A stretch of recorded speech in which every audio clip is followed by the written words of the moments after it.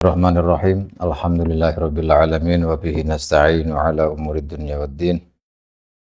Wassalatu wassalamu ala sayyidina Muhammadin wa ala alihi wa sahbihi ajma'in. Rabbi shrah li sadri wa yassir li amri wahlul 'uqdatam min lisani yafqahu qawli. Subhanaka la ilma lana illa ma 'allamtana innaka antal alimul hakim.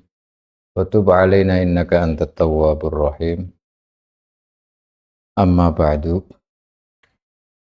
وقال المؤلف رحمه الله تعالى ونفعنا به وبعلومه وبعلومنا وبعلومكم في الدارين آمين رضي الله عنكم إلى أن قال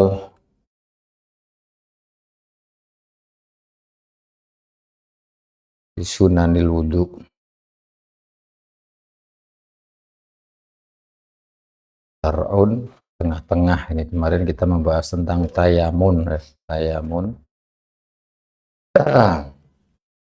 tengah-tengah dari far'un, masalah tayamun kemarin kita sudah mengetahui. Setelah beberapa hari ini kita tidak membuka kitab Fathul Mu'in, alhamdulillah kita bisa bertemu lagi untuk mengkaji dan membaca dan mengkaji kitab Fathul Mu'in yang tiada lain adalah pembahasan tentang ilmu fikih dari mazhab Syafi'i, yang menurut versi daripada pengarang kitab ini adalah khusus kaul-kaul atau pendapat-pendapat yang mu'tamad, yang bisa dijadikan patokan dan bisa dijadikan untuk berfatwa. Ini adalah kitab Fathul Mu'in. Kemarin sampai pada tayamun sudah dijelaskan semua dan akan memasuki kalimat wa yukrahu tarkuhu. Lan makruh opo tarkuhu tinggal tayamun. Hukum meninggalkan tayamun. Tayamun itu sebagaimana yang sudah dijelaskan adalah kita dalam wudu mendahulukan yang kanan. Anggota badan yang dibasuh yang sebelah kanan. Anggota wudu yang sebelah kanan. Baru kiri. Nah, ini hukumnya sunnah. Nah, kalau kita tidak melakukannya bagaimana? Nah, oleh ahli fikih dalam kitab ini dihukumi makruh. Jadi kalau misalkan kita mendahulukan yang kiri, membasuh tangan kita dahulukan yang kiri, maka itu hukumnya makruh. Sunnahnya ya kita mendahulukan yang tangan kanan, setelah kanan selesai baru tangan kiri. Wa yusannu at-tayasur, dan sebaliknya ini. Kalau kemarin dan sekarang ini tadi bahwa mendahulukan anggota yang kanan itu sunnah, sekarang sebaliknya mendahulukan yang kiri itu sunnah hukumnya. Wa yusannu tayasuru fi diddihi ing dalem sebalikane ma huwa bimbabit takrim. Jadi kalau disunahkan tayamun itu kan kalau dalam hal-hal yang bersifat memuliakan atau bersifat agung atau mulia. Kemarin dijelaskan masuk masjid misalnya, semua kita berwudu, kita apa, ini semuanya itu disunahkan menggunakan, mendahulukan yang kanan. Nah kalau sebaliknya dalam hal-hal yang bersifat bukan takrim, bukan takrim itu bukan ikram, jadi bukan apa, bukan hal-hal yang mulia, atau mimbabil ihanah, yang remeh, yang hina, tidak seperti tadi masuk masjid kan mulia itu misalnya, keluar masjid maka itu kan disunahkan kita masuk masjid karena untuk ibadah, untuk hal-hal yang mulia kita disunahkan untuk mendahulukan yang kanan. Nah ini kalau sebaliknya hal-hal yang tidak mulia, bukan mimbabit takrim, maka sunnahnya malah kebalikan. Kebalikan itu artinya kita disunahkan untuk mendahulukan yang kiri. Seperti apa? Wa huwa utawi Maka nami babit takrim bahwa utawi diddihi iku ma perkara kana kang ana apa ma iku mimbabil ihanati setengah saking masalah ngremehaken atau perkara kang ino. Jadi segala sesuatu yang bersifat hina, tidak mulia, maka itu bukan mimbabil takrim, disunahkan kita mendahulukan yang kiri. Contohnya, maka mimbabil ihanah wal adza itu piloro. Jadi kalau kita mau ke hamam, ke kamar mandi misalnya, mau buang hajat.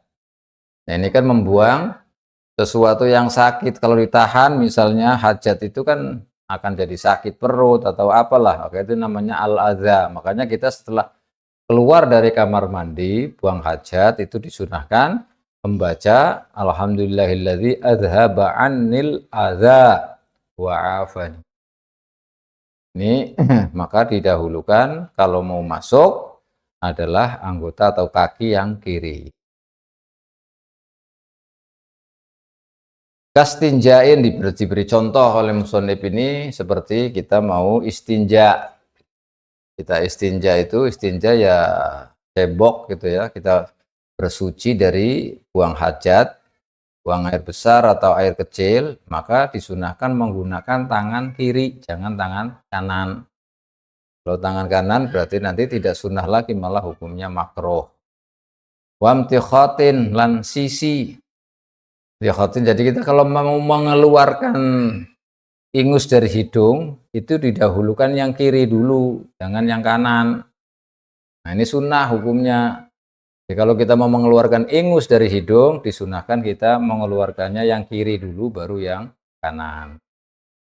Wa khal'i libasin, mencopot pakaian, nyopot penganggo pakaian. Kita mau mencopot pakaian, ya yang dikeluarkan dulu, didahulukan yang sebelah kiri.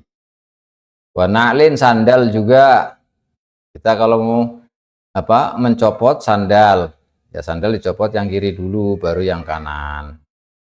Tapi kalau mau berarti pakai yang kanan dulu, baru kiri. Tapi kalau dicopot berarti nyopot yang kiri dulu, baru kanan. Ini hukumnya sunnah. Jadi sampai hal-hal yang remeh, yang sedikit ini, yang tidak begitu ini, tetapi tetap diperhatikan oleh syariat agama. Di hukum fikih itu ada hukumnya tersendiri. Sampai pada memakai sandal, melepas sandal itu ada tata caranya, ada hukum sunnah dan makruhnya. Kalau kita menggunakan seperti ini, mengamalkan apa yang telah dijelaskan tadi, kita memakai sandal atau mencopot sandal dengan tata cara yang tadi disebutkan, maka kita akan mendapatkan kesunahan pahala sunnah, pahala kesunatan. Jadi apa saja nanti akan bernilai pahala. Memakai pakaian juga akan mendapat pahala sunnah. Tapi untuk pakai pakaian itu dianjurkan oleh Rasulullah, kita membaca doa sebelum memakai pakaian. Doanya sebagaimana yang diajarkan, ya alhamdulillahilladzi kasani hadza tsauba min ghairi haulin wala quwwatin minni. Terus diteruskan dengan niat. Kalau ulama salaf, niat memakai pakaian itu apa?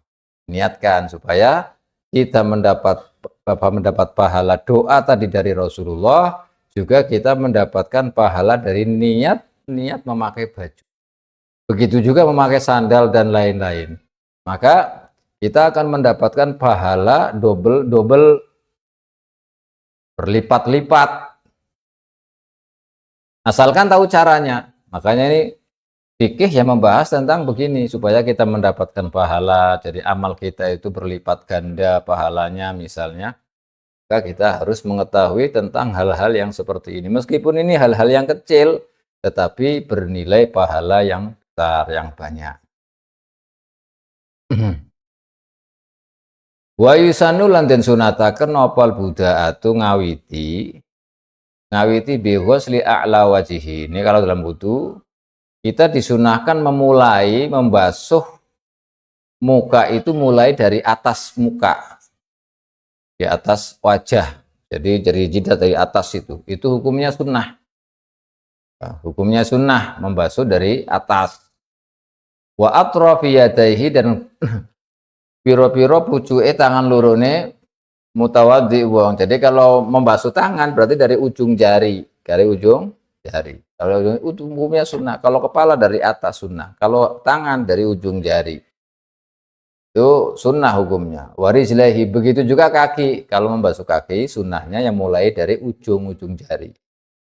Nah, dalam ayatnya itu wa idza qumtum ilas sholati faghsilu wujuhakum wa aydiyakum ilal marafiq. Wa aydiyakum ilal marafiq. Marafiq, ila, kalimat ila dalam istilah bahasa Arab itu berarti kita memulainya, bidayahnya dari ujung jari ilal marafiq sampai ke siku-siku. Kalau kaki juga sama, wa arjulakum ilal ka'bain. Ilal ka'bain berarti wa arjulakum mulai dari ujung ilal ka'bain ini sampai mata kaki. Dua. Nah ini makanya hukumnya sunnah sesuai dengan aturan atau anjuran yang disampaikan oleh Al-Qur'an, juga yang dipraktekkan oleh Rasulullah Shallallahu alaihi wasallam. Maka ini hukumnya wa in sabba senajan ngesoaken alai yang atas mutawati sapa ghairuhu, liyane mutawati, walaupun ketika kita berwudu bukan kita sendiri tetapi ada yang menuangkan. Nah, misalnya ada yang menuangkan, apakah itu pakai kendi atau pakai ceret atau pakai apalah. Jadi orang menuangkan terus kita wudu, maka tetap disunahkan kita memulainya dari ujung jari. Ini sebenarnya ada ulama yang mengatakan, termasuk salah satunya adalah ulama yang dari Hadramaut, mengatakan kalau kita berwudu kemudian yang menuangkan air untuk kita wudu adalah orang lain, maka sebaiknya yang bagus sunnahnya adalah dari atas, dari sini, dari lengan itu, dari mirfaq, begitu, dari mirfaq. Kenapa? Karena lebih mudah. Kalau begini terus ada yang ngucurin kan lebih mudah. Kalau begini nanti ke sini nanti akan basah atau mencirat kemana-mana. Makanya ini kalau menurut salah satu dari ulama di Hadramaut menjelaskan, ini kalau dituangkan oleh orang lain maka sebaiknya dari atas ini ke bawah. Tapi menurut kaul yang muktamad di kitab ini, yang bisa dipegangi, yang difatwakan adalah meskipun kita wudhu itu air yang ngalir, yang mengalirkan atau yang menuangkan itu adalah orang lain, tetap kita disunahkan membasuhnya mulai dari ujung jari tangan atau ujung jari kaki. Tetap sunnahnya begitu. Wa akhdhul ma'i ilal wajhi bikaffaihi ma'an. Lan disunataken maneh ngalap atau ngambil banyu ilal wajhi maring wajah bikaffai kelawan telapak tangan lurune ma'an hale bareng. Sunnah juga ketika kita mau mengambil air untuk wajah, ya, untuk wajah itu kita mengambilnya dengan begini, dengan dua telapak tangan. Kemudian dimulai dari atas. Jadi itu kesunahan banyak sekali. Kita membasuh wajah aja kesunatan banyak sekali. Makanya sebagian ulama menjelaskan bahwa kesunahan wudhu kalau dikumpulkan semuanya itu lebih dari 70 kesunatan. Lebih dari 70 kesunatan di dalam wudhu. Ini salah satunya diantaranya disebut ini. Kalau dihitung semuanya dari awal sampai akhir itu melebihi dari 70 kesunahan tentang wudhu ini dalam wudhu. Makanya ini disebutkan, kita mengambil air dengan dua telapak tangan ini juga hukumnya sunnah untuk wajah. Sunnah. Nah, bareng-bareng, artinya bersama-sama, berarti dua begini, bukan satu-satu. Nah, bukan. Tapi kedua telapak tangan mengambil air untuk membasuh wajah itu hukumnya sunnah. Dan dimulai dari atas wajah, itu hukumnya sunnah lagi. Jadi mengambil airnya sunnah, terus memulainya dari atas muka itu juga sunnah. Wa wad'u ma yaghtarifu bihi minhu. Lan nyelehaken perkara yaghtarifu kang nyiduk sapa wong sing mutawadhi minhu saking ma diselehaken an yamini saking arah tengene mutawadhi. Dan kalau pakai timba atau pakai apalah, maka timba yang ada wadah yang mau diambil airnya dengan gayung, maka ditaruh di sebelah kanan. Itu juga sunnah. Jadi kalau misalkan kita mau wudhu terus posisi timbanya itu sebelah mana? Sebelah kanan kita. Itu hukumnya sunnah. Jangan ditaruh di sebelah kiri. Tuh. Jadi kalau yang untuk untuk yang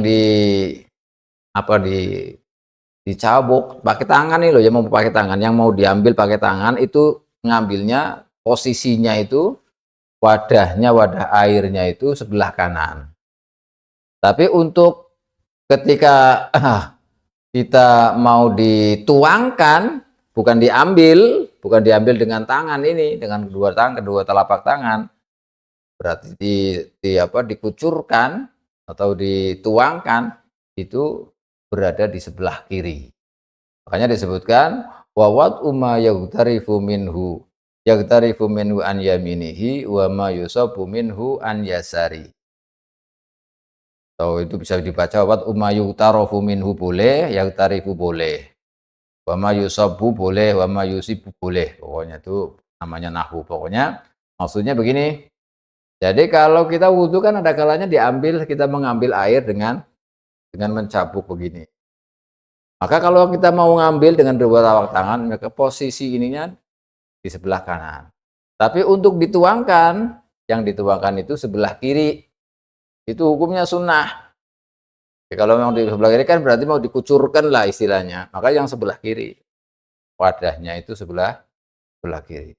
Jadi kalau misalkan kita persiapan nih, ada wadah mau wudhu nih, ini wudhu, bukan kita gambarannya ini kita wudhu di suatu wadah yang sedikit misalnya. Di sini ada wadah timba, ya. Ini ada timba juga, atau gayung atau apalah yang ini yang mau digunakan untuk dicabuk, dicabuk begini. Itu letaknya di sini. Kalau untuk yang dikucurkan itu di sini. Nah, jadi kalau mau wajah kan makanya ini, maka diambil dari sini, dari kanan. Kemudian kalau yang untuk tangan kan nggak bisa dicabuk, bahkan harus dikesokkan, maka diambilnya dari kiri ini. Maka posisi air yang seperti ini, wadah ini dua ini, ada yang sebelah kanan, ada yang sebelah kiri, itu hukumnya sunnah. Ini hukumnya sunnah. Jadi gambarannya seperti tadi. Ini jangan kita gambarkan dengan wudhu yang pakai keran. Gitu. Misalkan, kalau pakai keran ya caranya beda lagi. Dan itu gampang dan ada masih banyak kesunatannya. Atau kita wudhu kita di kolam yang banyak sekali airnya misalnya. Maka ada tata cara tersendiri.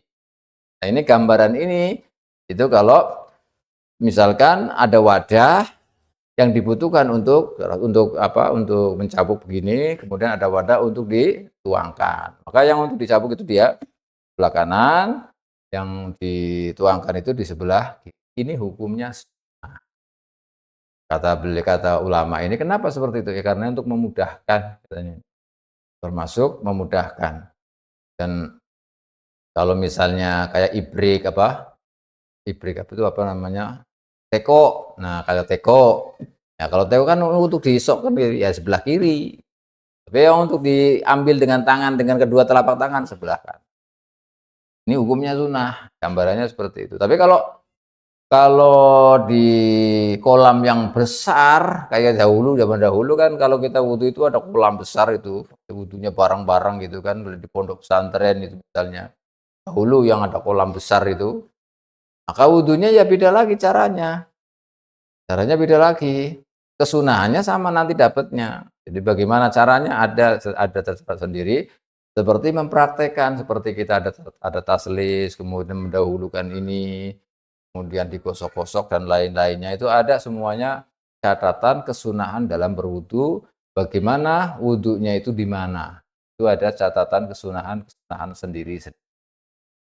Ini yang disebutkan oleh mu'alif ini tata cara yang ketika ada air yang sedikit yang harus dibuka untuk wudhu dibagi dua, yang satu di sini, yang satu di sini. Di sini yang untuk ambil air dengan tangan maka di sebelah kanan. Tapi kalau yang untuk dituangkan maka di sebelah ini hukumnya. Wawilaun, dan kesunahan lagi disunatakan mana pun nuli-nuli. Terus-terusan, tidak terputus. Baina af'ali wudu is-salimi ing dalam antarane piro-piro penggaweane wudune wong sing sehat. Kalau orangnya sehat, maka disunahkan baginya wudunya itu muwalah, wila, terus-terusan. Artinya terus-terusan itu bagaimana? Artinya terus-terusan nanti ada penjelasannya sebenarnya. Jadi tidak dipotong, membasuh wajah dulu dan niat apa semuanya, membasuh wajah dulu kemudian pergi menemui tamu atau apalah, ditinggalkan sebelum membasuh tangan, belum sempurna wudhunya baru membasuh wajahnya saja.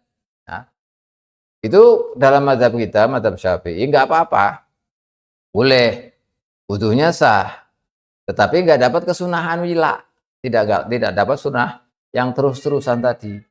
Karena wila ini menurut mazhab lain, dan nanti ada penjelasannya, itu bukan sunnah lagi tapi wajib. Hukumnya wajib. Seperti mazhab Maliki misalnya, itu wajib mualah. Nah, kalau kita cuma sunnah, jadi kalau misalnya kita wudhu, semuanya ya, sudah mulai niat atau kesunatannya, kemudian kita membasuh wajah, setelah membasuh wajah ada tamu, nggak bisa ditinggalkan misalnya untuk menemui tamu. Ya sudah, kita temuin tamu, setelah temuin tamu selesai, kita wudhunya terusin. Tadi basuh apa? Wajah, berarti terusannya adalah membasuh kedua tangan. Nah, ini boleh, sah hukumnya. Wudhunya sah, tetapi tidak mendapatkan kesunahan. Sunahnya ya terus langsung sampai selesai. Mualah itu gambarannya gimana? Bi'an yasra.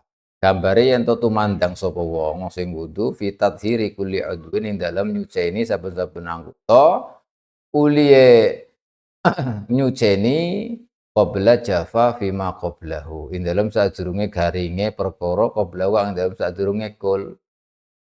Nah, jadi maksudnya batas daripada kita dikatakan wudhu kita itu mualah, wila, terus-terusan atau tidak, yang tadi hukumnya sunnah.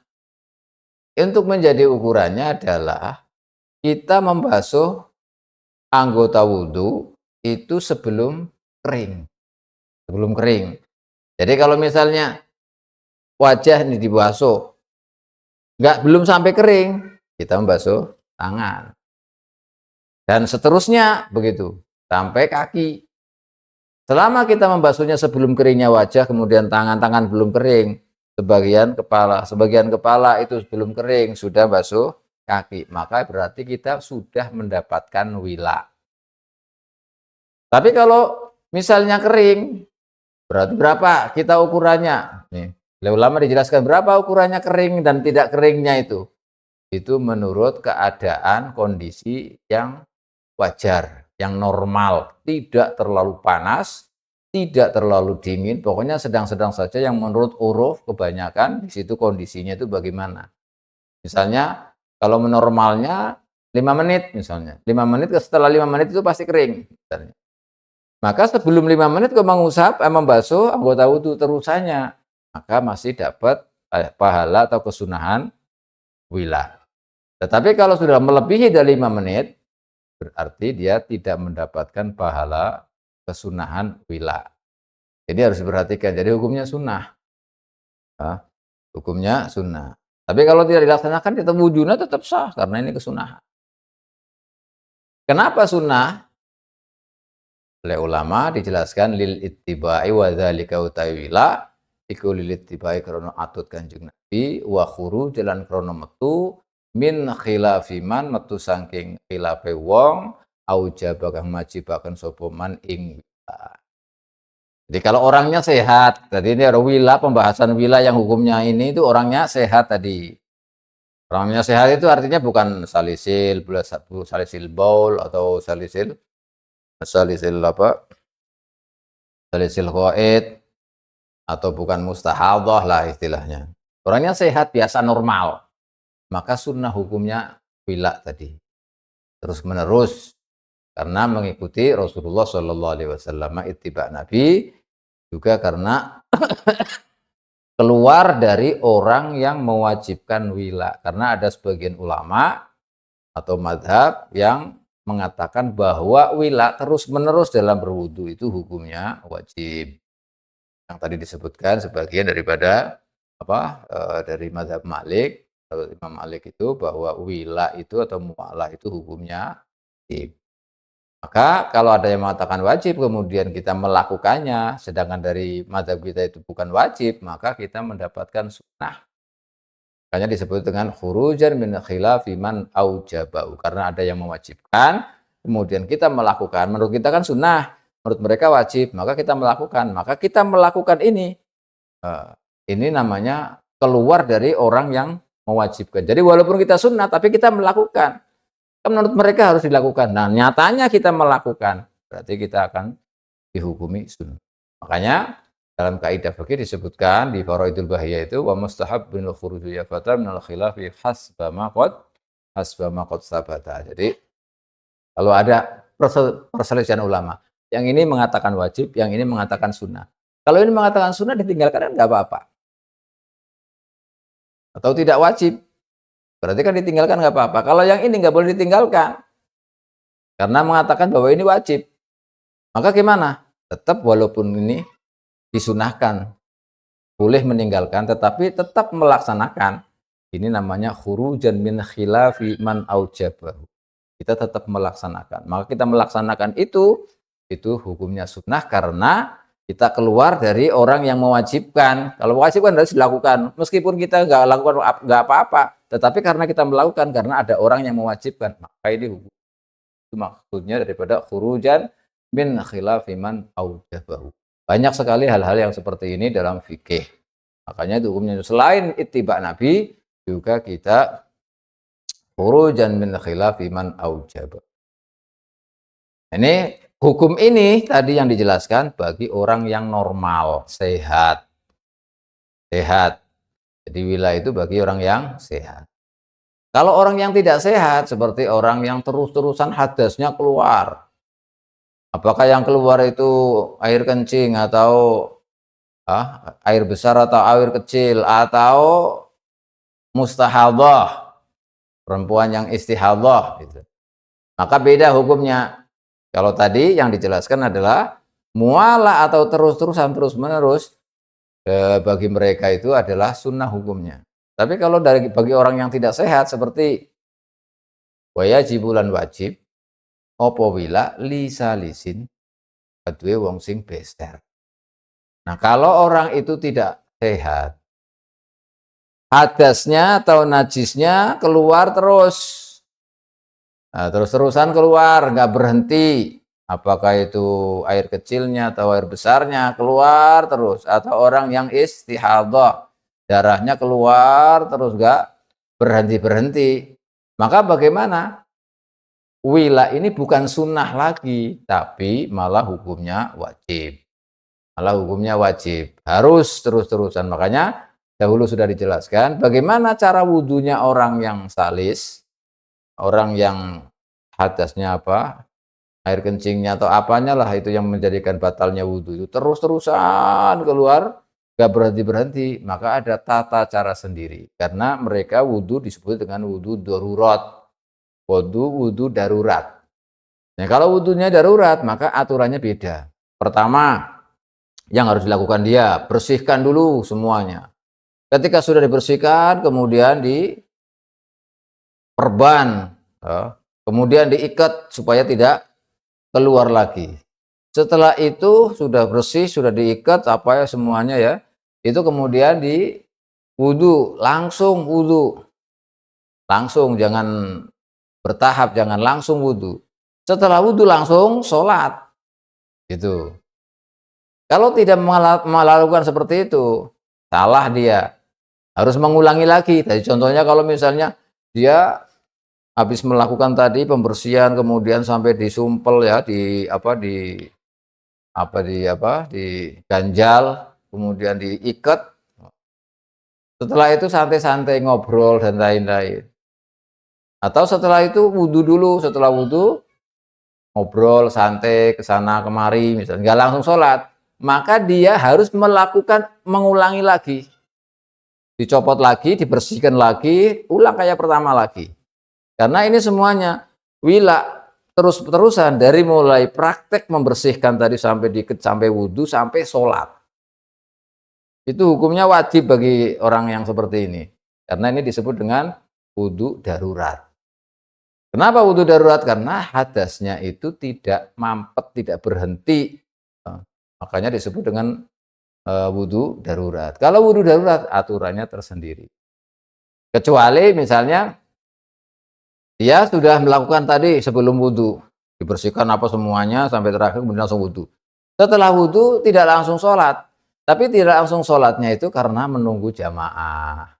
Misalnya jamaahnya agak terlambat didirikannya, maka nggak apa-apa. Atau jaraknya jauh untuk sholat ke masjid misalnya, jaraknya jauh, maka dia dari rumah itu melakukan seperti tadi, kemudian pergi ke masjid untuk sholat, ini nggak apa-apa.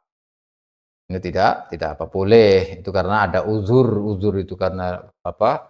Karena untuk melakukan jamaah atau sholat Jumat atau apalah yang itu semua termasuk uzur. Tapi kalau tidak karena itu ngobrol atau apa yang tidak ada hubungannya dengan kemaslahatan sholat, maka itu dia harus mengulangi lagi yang telah dilakukan tadi, dicopot lagi, dibersihin lagi, dan ini karena wudhu darurat, maka ada ketentuan tersebut. Nah ini hukumnya wajib, terus-terusan wila. Wila bainal wudhu wassalah dan wila baina ma qablahu. Semuanya itu harus dilakukan secara berturut-turut, tidak diputus tadi. Yang ukurannya sampai mana ya tadi? Antara sekira sebelum kering anggotanya itu, kemudian membasuh yang lain. Tadi yang dijelaskan. Untuk ukuran bagaimana kita masih wila atau terus-menerus atau tidak, itu ukurannya adalah tadi sekira anggotanya tidak sampai kering. Sampai kering. Nah, kalau untuk ukuran kering tadi disebutkan juga ya dengan kondisi yang normal biasanya itu berapa lama. Tadi dicontohkan kalau misalkan 5 menit ya berarti 5 menit, sebelum 5 menit berarti masih dapat apa-apa. Tapi kalau setelah 5 menit misalnya, ini contoh, atau 3 menit atau 2 menit tergantung keadaannya bagaimana. Jadi hukumnya sunnah, tapi kalau bagi orang yang tidak normal atau tidak sehat seperti tadi, itu hukumnya wajib. Ini sudah berapa menit ini? Hampir 1 jam ya? Belum. Ini sampai di sini dulu, nanti kita lanjut kembali, soalnya nanti kalau tengah-tengah itu lanjutannya susah, keterangan. Kita nanti masuk pada kesunatan wudu dengan ta'ahudu muk. Ta'ahudu muk. Sampai di sini nanti kita lanjut kembali pada pertemuan yang akan datang insyaallah. Wallahu a'lam bishawab.